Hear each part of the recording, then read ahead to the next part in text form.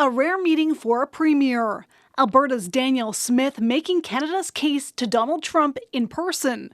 Her takeaway? Trump's tariff threat is very real. We do need to be preparing ourselves for the fact that they're likely to come in on January 20th. Smith met Trump over the weekend at Mar-a-Lago as the guest of Canadian businessman Kevin O'Leary. She says Trump seems interested in her pitch to bring in more Alberta energy. I think oil and gas is going to be key to being able to get a breakthrough once tariffs do come in getting them off. The Foreign Affairs Minister says if Trump goes ahead with tariffs in a week, Canada is preparing to retaliate. I can't go into the details of that retaliation plan because I think it would be a bad strategy, but what I can tell you is everything is on the table.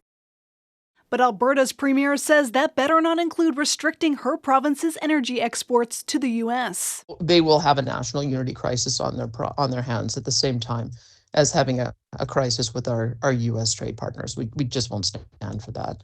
Saskatchewan's premier agrees, but says Ottawa told him it's not considering limiting shipments of Canadian energy or resources, at least not yet. I've asked the federal government very directly. They've assured me that isn't part of the conversation. But Ontario's premier, who wants to collaborate with the U.S. on critical minerals, insists nothing should be ruled out and has even threatened to cut off electricity to the U.S. We have to use all the tools possible when our country's under attack economically. When our province is under attack economically, you just don't roll over.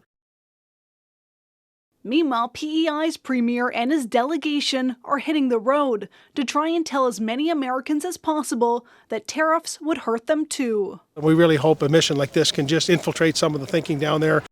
All of this shows the different messages coming from premiers about how to combat Trump's tariff threat, and that lack of unity is something that the incoming president could try and use to his advantage. So, Ashley, premiers are headed to Ottawa this week to possibly get on the same page, if they can.